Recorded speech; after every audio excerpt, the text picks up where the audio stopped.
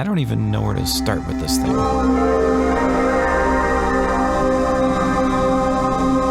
First off, almost everything I touch on it turns to gold.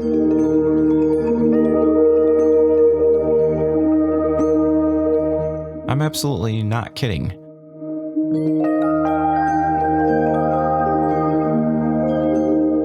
Presets just seem to make themselves.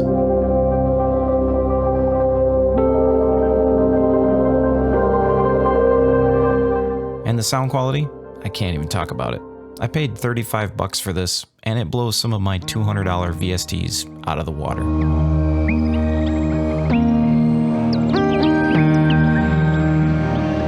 But it has one major problem. Like most sub-$50 VSTs, it has some serious limitations. I mean, this thing should be bristling with controls. Okay, so what do you need? I need about a dozen LFOs and ADSR curves, a serious effects engine, multiple echo engines, a separate EQ for each layer, and some killer filters. Guns.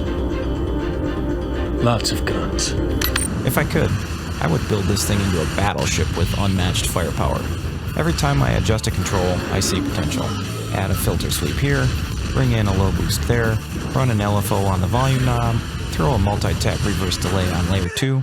If UVI's Falcon and EkoRain morphed into a monster, it would be game over, man. Game over. That's it, man. Game over, man. It's game over. But maybe I'm wrong here. Maybe simplicity is better because it limits choices and boxes you into better sonic corners. Nobody puts baby in a corner. So let's talk a little bit about what this thing is capable of. I'll be right behind you.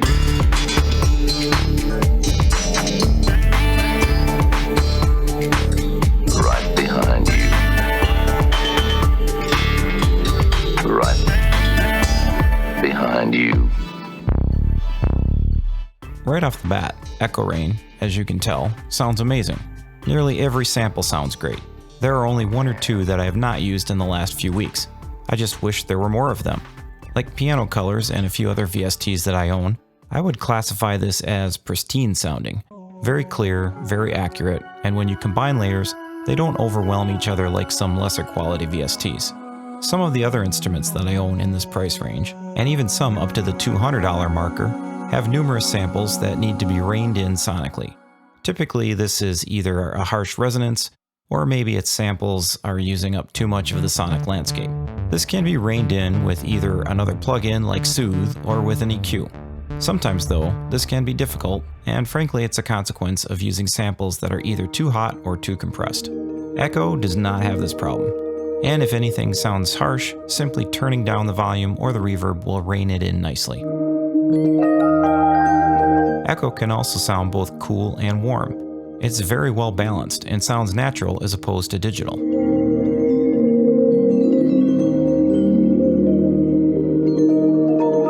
The biggest surprise for me, and something that contributes to the overall wow factor on this synth, is the convolution reverb.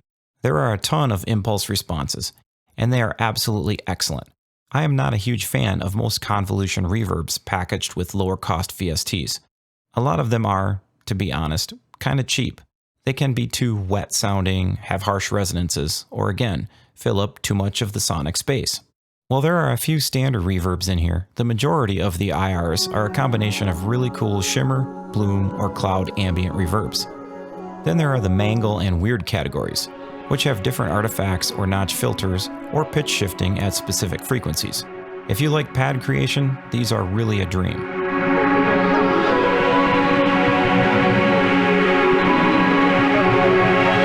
All of this combines into a really great sonic package, and I give EkoRain a coveted 20 out of 20 for sound quality. Eko has a decent amount of presets, but I would not classify it as a huge library. The same can be said for the source samples. When it comes to the convolution reverbs though, it's a much different story. There are 216 different impulse responses if I counted correctly. That's huge considering that most other VSTs give you just a handful. Here's the great thing with the content you do get. It's all really good. There were very few sound sources and presets that I absolutely did not like, and many of them I sat and played for 5 or 10 minutes before moving on to the next patch. That really says something about the quality. I can't give Echo a perfect score here because I have to compare them fairly across the board to other VSTs like Vintage Vault 4 or Omnisphere, both of which have thousands and thousands of patches. Thus, I give EkoRain a 17 out of 20 for content. For the price though, it's a great value, as VSTs with thousands of patches typically cost 5 to 10 times what this does. One thing that I find interesting with Echo is you can get a really good patch, but if you just change one or two things, you can get an equally good patch, but one that has a totally different feel to it. Take these two patches that I made, one called Welcome to Atlantis. The second one is called Outside the Dome. And all I did was change the arpeggiator, the convolution reverb from repeats 10 to 11, and the echo speed. Both sound great, but slightly different. The combination of the reverb package, the various echo parameters, and the key limiter here, where you can corner those echoes into specific key or modes, is a nice hat trick, and I find it pretty inspirational. Echo's strong point is in the cinematic, ambient, and sound design realm, and it really excels here. I give EkoRain a 19 out of 20 for inspiration.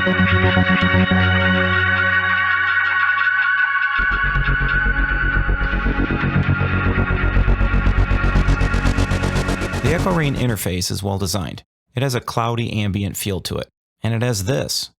I'm a sucker for cool little touches like that, and Audiofier delivers. Knobs and controls are simple and straightforward with a nice modern look, which totally matches the ambient and cinematic nature of this plugin. A big plus is that everything is on one page, so there is no menu diving. One thing that I had some difficulty understanding at first was the arpeggiator section. It wasn't totally obvious that there were two separate arps right off the bat, and when I did find the second one, I wasn't sure how each of these acted until playing around with them a bit. The same can be said for a couple of the controls as well, but once you've played around with everything, you'll find that it's not overly complicated. One other minor item is that scrolling through the list for the impulse responses is a little fiddly, partly because there are so many of them, and partly because the scroll bar is very small. So with these minor nitpicky items, I give EkoRain an overall mark of 17 out of 20 in the interface category.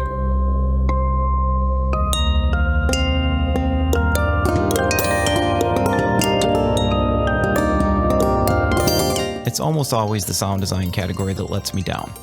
Not to say that any of the instruments that I have bought are bad, but I have pretty high standards when I buy an instrument, and my brain goes in 18 different directions on possibilities to mangle, strangle, and abuse the sound. So when fences are put up around my sonic garden, well, I pretty much always want to take them down. Let's start off with the good, and there's a lot here. The Echo engine is super cool, and I love it.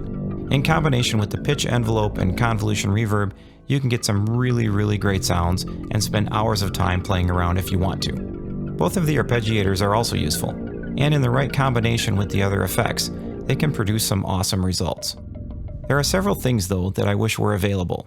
Number 1, there are no LFOs. Just the addition of an LFO on each layer and on the Echo's engine would be a huge game changer. Number 2, there are no filters. You can sort of work around this by adjusting the octave for each layer, but this has its limitations. Even just 1 or 2 filter options for each layer would be excellent. 3, there are no ADSR curves. Again, this would open up a lot of sonic possibilities. And 4, while the convolution reverbs are excellent, the addition of chorus, phaser, delay, and distortion would be awesome. I would add one caveat to this, however. Too many lower cost VSTs dump in cheap effects that are okay for bedroom producers, but aren't super useful on a professional level. I would rather that these effects be left off, because outside master effects can always be used instead. And taking into consideration the cost of this VST, I think that the developers made the right choice by not cramming in something that does not live up to the quality of the rest of the instrument, which is very high. So, while this is no UVI Falcon or Omnisphere, I give EkoRain a respectable 14 out of 20 for the excellent controls that it does have.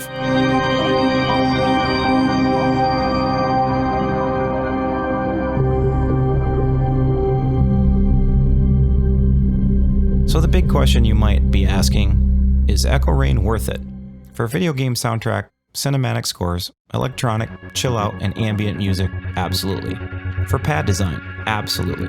For sound design, even with its limitations, yes. Your mileage may vary with other music genres, but overall, this is a fantastic instrument that makes some really cool sounds and is a ton of fun to play with. At the normal price of $59, it's a great deal, and if you can get it on sale for less than that, it's an absolute steal. If you've seen any of my previous reviews, you know that I don't usually score many instruments above a 90. To me, this would indicate that an instrument is nearly perfect, and to be honest, pretty much every VST out there could always be improved upon. You can see this as developers are always making things better every year and coming up with newer and better iterations. So I consider EkoRain's final score of 87 out of 100 to be really good. The sound design category is the one area that I hope Audiofier will improve. The lack of modulation controls isn't missed too much, but they would have been a nice touch and would have really opened this instrument up with huge potential. If the developers ever decide to make an EkoRain 2 with more controls and more samples, that thing would be awesome. So that is my review of EkoRain. If you like this content, check out my longer format video from a few weeks ago showing off some of the things that you can do with this synth at the link below. Thanks for watching today. Please hit that like and subscribe because we really want to hit that 500 mark, and we will see you on the other side of the mountain.